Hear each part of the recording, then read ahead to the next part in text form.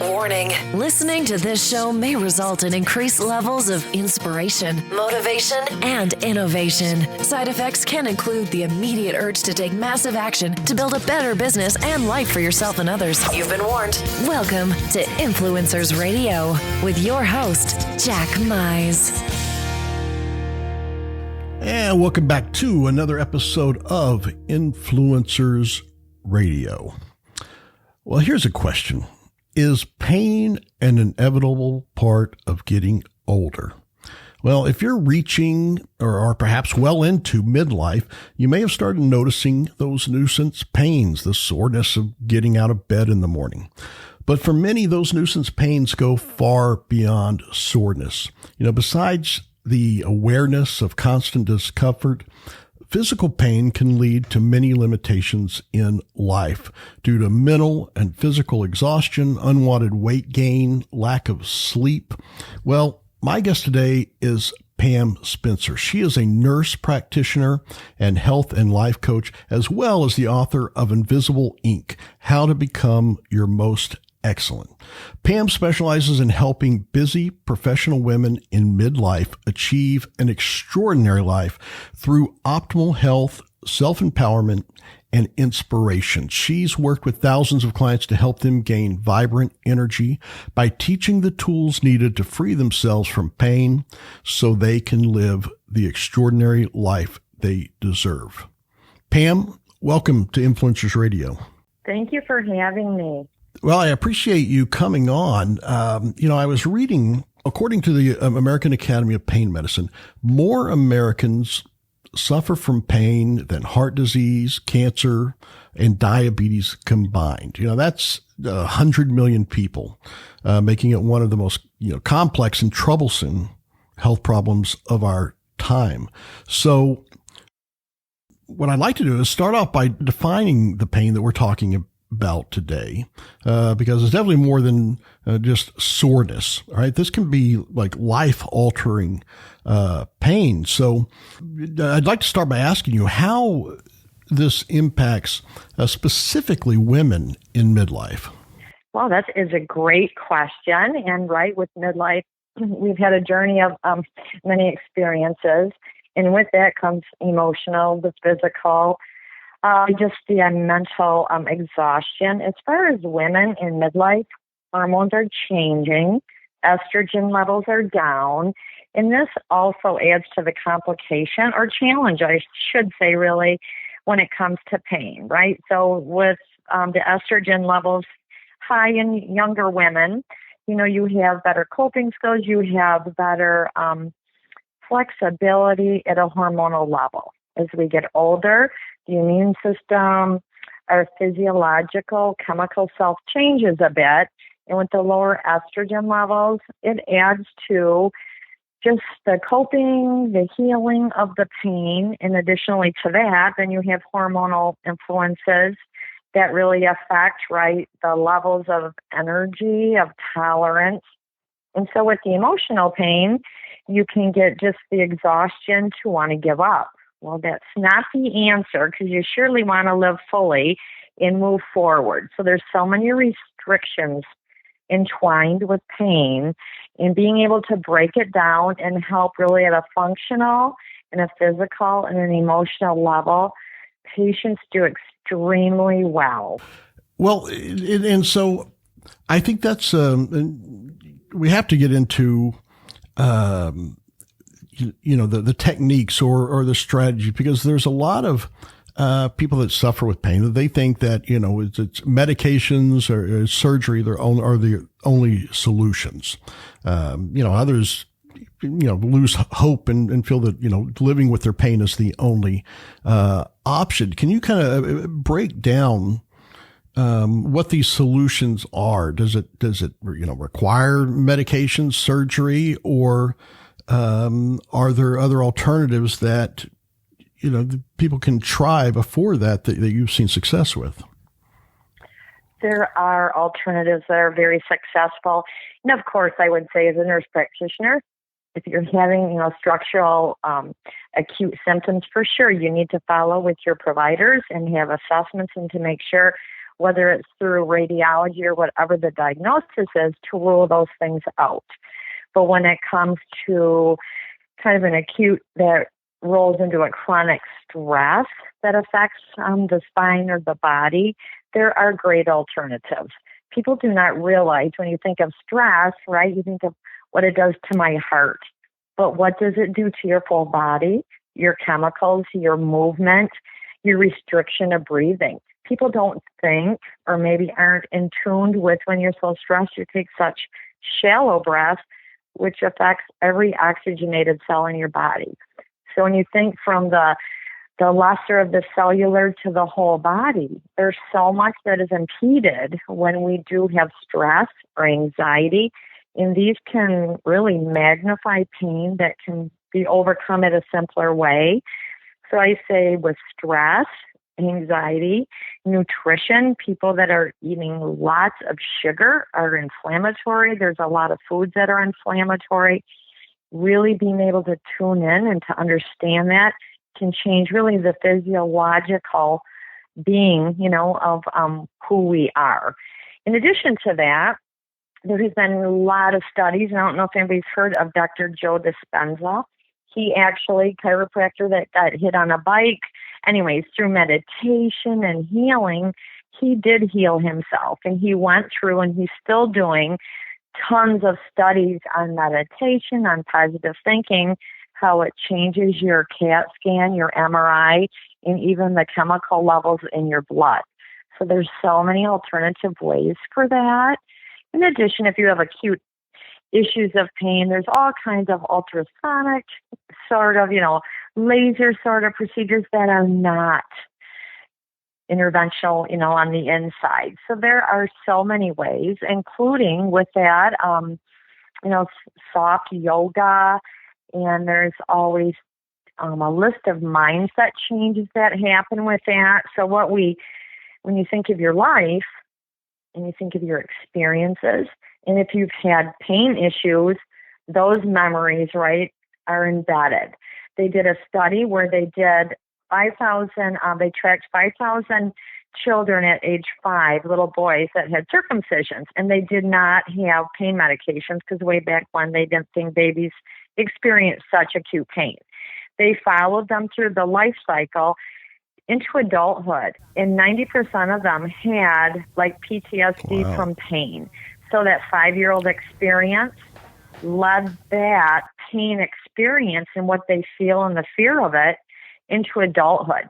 So when you think our muscles, carry us through life, but our muscles also on our cellular level have memories. So if we can break some of those experimental and experiences of fear and overcoming the anxiety of that also helps bridge into adulthood and through, really the midlife, what we've all experienced some way along the way, right? We've had pain experiences that it can become really trapped in just in our energy of our being. So that in itself is very powerful also. So the clinical evidence is there to show how much mindset and the power of the mind can heal. Yeah, and I think that's incredible and something that's probably not talked about nearly enough.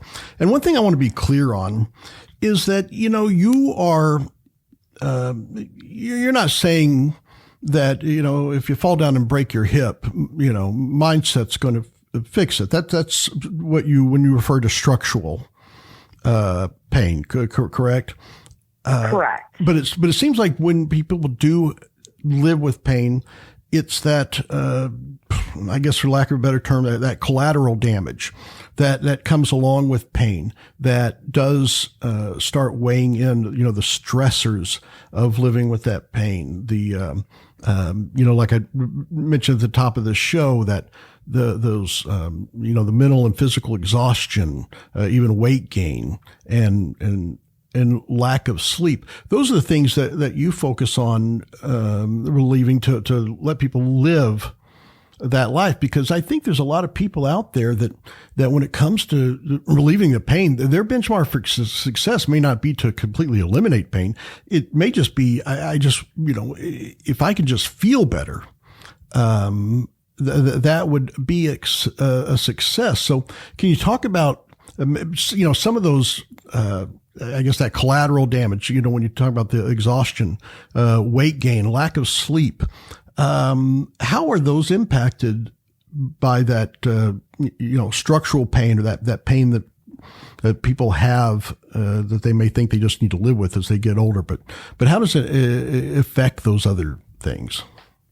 Well, when we just think about nutrition alone, right, what we feed our bodies is how it makes us feel. And they always say, whatever you ate the 24 hours before, the next day you're going to feel it. So if you had a whole day of splurging of sugar, the next day you do feel more intensified inflammation, and then the blood sugar crashes and the cortisol, which is a chemical shifts. And right, a lot of people have so much stress, that adrenal stress, fatigue, that's your body's constantly fighting stress using energy. Then you're trying to feed your body, for more energy to try and move a little bit throughout the day. With poor choices, you're tired, you're exhausted, you have brain fog, you're not thinking clearly. So choices aren't always so wise. And when we think about our nervous system, right, all the nerves that go up and down our body and feed it, there's two different types. And if we have the sympathetic nervous system, don't want to get too technical, but it's like the fight or flight. So like if, it kicks in when a tiger is coming at you, and, you elevate all those chemicals to help save yourself. But if that's maintained day after day, it's exhausting, and it does affect every body part, including the lack of sleep, the weight gain, the stress, the anxiety. And so, even 10, 20 pounds of weight gain, and, we've all gone through that, or many of us, with fluctuations in life.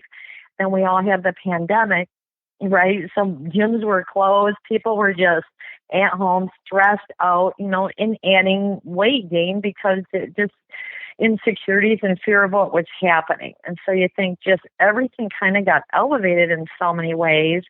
Looking through, my eyes as a nurse practitioner, with the stress, with the anxiety, with fear that they're not going to get through something, that their relaxing part of their nervous system kind of loses track. And so when you don't relax, your body doesn't relax, your muscles tighten up, then you go to do something and you haven't stretched, and then all of a sudden you have a new neck pull or back pull, or we're sitting at a computer longer than we should, and it just compresses the spine. So all of that is exhausting.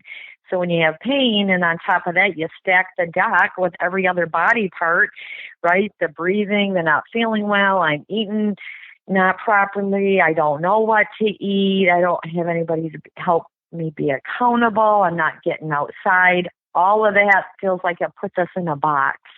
I feel like I want to get out of the box, so let's open some doors and start, having new avenues and sidewalks to the outside of what I really can become and how I want to feel. If I'm feeling this bad at 50, I don't want it really, intensified at 60 and 70. I want to go for a walk. I want to see my grandkids. I want to go for a hike and those sorts of things. So really mindset, emotional entrapment, freeing that can really just open up the door for just so much liberation, honestly. Yeah, I guess, it's something that I haven't really thought about, but something that you certainly do a wonderful job of putting a spotlight on is how physical pain can, take its toll emotionally and spiritually. Because a lot of people don't think about, I'm sore, or actually the soreness is starting to really become discomfort. And a lot of times they don't connect the dots of how all of a sudden that can lead to self-confidence issues, can lead to just a lot of emotional struggles. And so I know that, mindset is a big part of what you do and what you do to help a lot of folks. So let's talk about that. What does that look like? What's one of the first things that someone would do as they're experiencing this pain? how does that mindset come into play? Right. So with pain comes the negative emotions, and you're feeding your body this negative thoughts, and it gets to be a Ferris wheel to not be able to get off. And so honestly, just starting, especially in the mornings, I find, right, because how you're setting yourself up for the day can be so empowering. I don't know if people realize when you go to bed and you're like angry or worried about things, that kind of plays in your subconscious till the next morning, and you're getting up and replaying all of that. So setting, a nighttime, just really honestly 5 minutes of deep breathing and being grateful for whatever is in your life at that moment, it changes the chemical structure, helps you relax, and it helps you tap into the positive force you have. And then in the morning, really resetting that. So I have a lot of patients with severe pain, PTSD, and all that, really doing some biofeedback and really doing some meditation. People think are afraid of the word meditation, but it can just be listening to some soft music and thinking of something joyful as the ocean. So really changing the energy and the mindset. It's not as hard as it seems, but it's the first step in moving forward. I always say emotions versus progress. We all have challenges in our life, and emotions are, attached to that. And it's not to ignore it or deny it. It's to accept it, but still move forward. Emotions can hold you back, all of us back in any sort of way, including trying to get up and go for a walk with the dog in the day or making a good choice on food. But if you keep making the same choices and your body is in a more limited energy area, it feels like it doesn't have the influence to even make a positive choice, right? So making the emotional connection and then still thinking, well, I still need to start whatever you're starting, even if it's a 5-minute goal, you're progressing in a positive way. So not letting the emotions really feel like it has you in this invisible chain. To break that link is so key to get moving in the day and in the progress of what your goals are. And goals are different for everyone. So everyone has different life challenges. We don't ignore them. To accept them and move through them, it's beneficial for our individual growth. And so that's where a lot of this starts. And I've seen patients, oh my gosh, and clients do amazing getting out of the stress syndrome and the pain that's related to that by some of the more calm, homeopathic, natural ways we used to do it. Yeah, and I think a lot of those things, 5-10 years ago, they raised a lot of eyebrows. But I think in recent years, with the research that's gone into it, people start saying, oh, wait, there's something to this meditation. Oh, maybe sleep does have a bigger impact on, the way we feel and our speed of healing and things like that. And so I think, your focus on that is really, really remarkable. I have to ask you, that we need to talk about over the past year and a half, it seems, with the COVID pandemic, stressors, those, just about anything that's emotional, spiritual, baggage that we've had, and especially when it is brought on by pain, has been amplified tremendously with COVID. Can you talk a little bit about how that's been affecting people and some of the things that we may not notice, that how it's affecting our lives day to day, and maybe sabotaging our ability to get past pain or to live with pain? Sure, that is a really great question. So I think about that because really we're still playing catch up in the medical field. So with COVID, right, doctors' offices were closed. They were trying to figure out how to do virtual calls. And so a lot of people felt like, oh my God, I feel stranded. There's no links to help with all that. And until they got a lot of the virtual teleconferencing up and running, people just felt like, oh, I'm on an island by myself. So the fear did take over, fear of not knowing when you're going to see your doctor or nurse practitioner or whatever care you need, fear of, what's going to happen to our country. I mean, there was so much fear. And then the stress, right? It was just ramped right up, and not knowing what's going to happen with work and finances and kids, and it is so impactful. And so when you have that stress, being the female or woman in the household, people look up to you. And then when you don't have that balance, it's hard to maintain household, let alone trying to maintain your own health. I think with gyms being closed and people didn't even know how to have outlets at that time due to the mask and, so much travel restriction and all that, really did have us step back and say, how can I raise my quality of life through this last year and a half? Feels like we took 10 steps back, but yet a lot of people have done well on taking time really to try and read in the meditation. And, you're at home a lot, so what can I do to help that? So whether you're on the side of, I don't know what to do versus I have a little bit I know how I can do, can move that forward. I do see a lot more increase in like the neck and spine pain, people trying to, they do their best, makeshift offices at home. They're working on computers 10, 12 hours a day. And with all that, it was just crazy when I think of how many people were cut off from socialization. So I had interviewed a lot of people that worked remotely, not nurses, obviously we're in the hospitals, but I'm stuck at home in an office. I don't get to have coffee with my friends or go for a walk on my lunch. So that whole socialization and how you, lift each other up, that was cut off. That significantly impacted emotional well-being. So now seeing that, and gosh, what can I do and how can I really be prepared if anything ever like this happens again, or just for my daily progress, what do I need to do? Again, people started to do, Zoom, coffee breaks and that sort of thing, but it took a while to get into that cycle.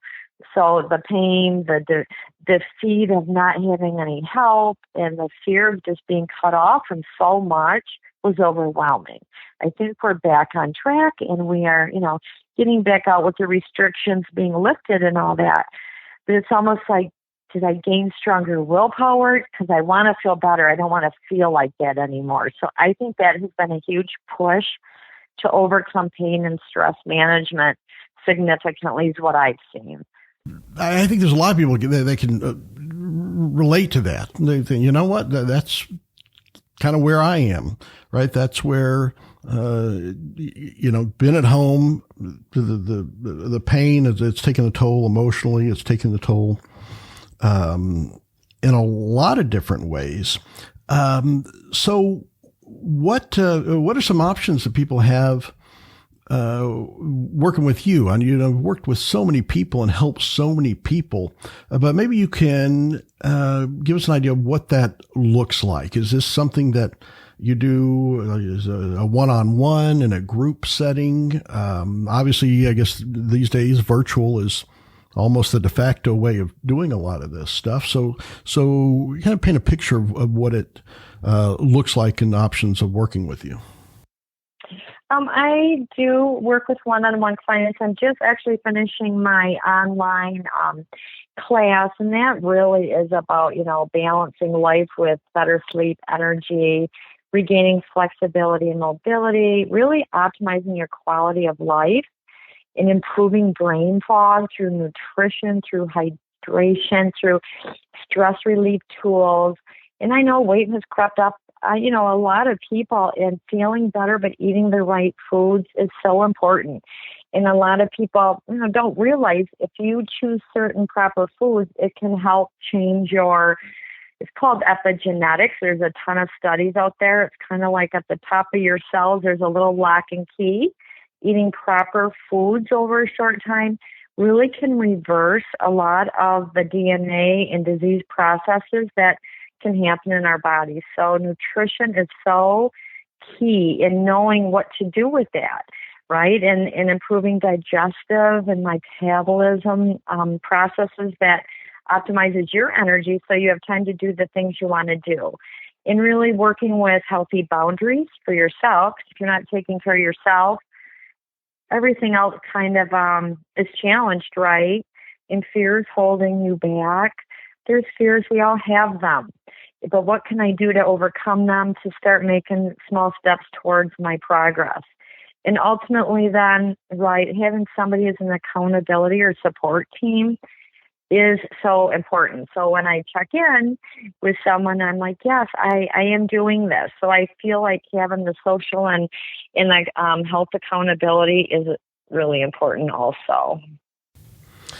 Well, yeah, I can, hear, the compassion you have for people that are in this situation and the empathy that you have. I think you really understand the issues that a lot of people are experiencing. So I have to ask, what drives that passion and compassion that you have to do what you do, to create these kind of programs and work with people to overcome this? What led you to do this, and what drives that? Well, that is a great question. Thank you. Well, I also had major injuries that affected walking, back, home kind of like entrapped for 10 months. And it was like, oh my goodness. I had a little girl at home. So, I didn't want to take medications, and that would have been short term anyway, but trying to figure out how can I get through this? I need to get through it, and what, after working through medicine and what's out there, what really works to have progress, a little progress every day. So that was pretty much my push factor on that. Love being a nurse.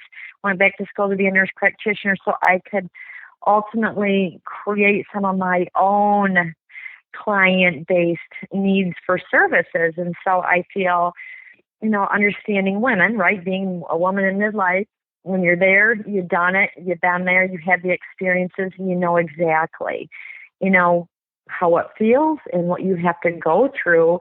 But having the support and having the tools really, little by little, gain footage on that and move forward. I was finally able to walk again, and that bike riding and doing all that. But when I looked back at that day it happened, that week, and the injuries, I never thought I'd walk again. Right? I never thought I would, go golfing again. And you think, oh my gosh, I am not going to choose that. Right? So I just searched and worked through different tools and assessments and what worked and, what has worked, and I implemented for the patients I took care of and take care of. And it's not to say, medications at times are always needed. It's at this point in my health and life coaching, I want to do the holistic, because there's so much more lifelong quality of life if we can change our lifestyle and our mindset can, carry us for years and years and years. So that's how that all kind of was a big opening aha moment for me, thinking, I got to figure this out, and then I want to share it. One of the really extraordinary things that you bring to the table for folks is you don't have your foot planted in one camp or the other. A lot of times, it's the big debate between, holistic healing and clinical, healing. And you have a firm understanding of both sides of that. And I think your blended knowledge of that is something that probably benefits the people you work with tremendously, on top of the fact that you've walked in their shoes and you've been able to help yourself just like you've helped so many others. And like we talked about before, I get the feeling that mindset has a big part of that. And I know your book, Invisible Ink, How to Become Your Most Excellent, has a lot of focus on that mindset. Can you just give us a brief kind of rundown or synopsis of what that is and how that could help someone? Oh, I sure can. Actually, I read, a few years ago, I read The Adversity Advantage. Oh my gosh, such an inspiring book of a young man who lost his eyesight and refused to give up and climb mountains. So he used the adversity to his advantage and figured it out. And I thought, oh my gosh, if everyone could change the perception of what's happening, to follow their dreams. And so my book is, a lot of it is that. But one of my chapters is called Frame Your Brain, the precept. And Buddha, a lot of people have heard of Buddha. The mind is everything, what you think you become. So if you think you're a failure and I'm not going anywhere and I'm going to live in this caught up lifestyle forever, that's so not true. But if that's what you think, you feel like you're stirring in that area, right? But if you can change the mindset that, you know what, I am blessed, I am powerful inside, I can change my thoughts and I can change what I want to happen. And slow but sure, you can attain your inner power, your inner thinking. I always think we are our own artists, right? So what do you want to paint your picture like? If I'm the artist, I want my picture to be pretty. So it comes from what I'm thinking to what I'm painting and the colors I'm choosing. Ultimately, what do I want my canvas to look like in the end? So working stroke by stroke is really thought by thought, moving forward with that. And the other piece is the nutrition, and then the other really is hydration and movement. And you don't have to run a triathlon to say you're moving.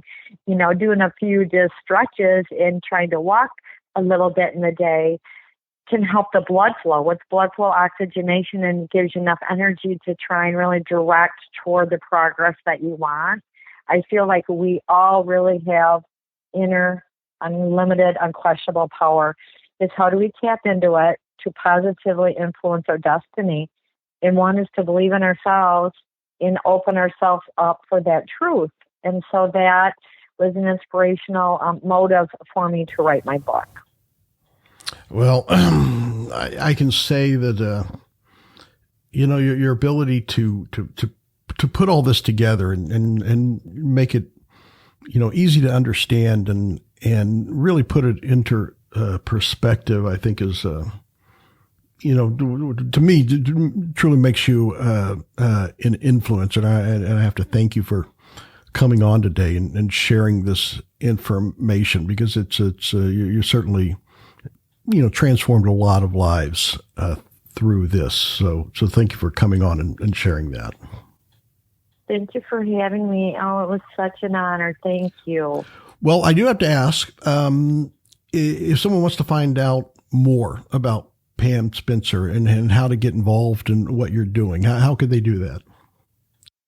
I have a business page that's up called womenandwellnesssolutions.com.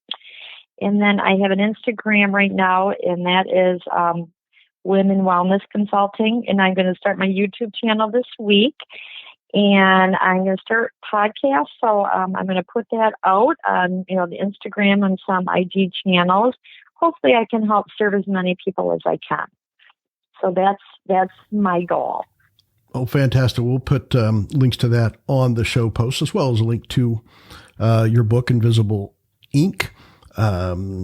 Again, thanks for coming on today. Definitely a true inspiration for a lot of people that maybe, suffering in silence, thinking that they just don't have an option. So it was great to have you. Thank you again.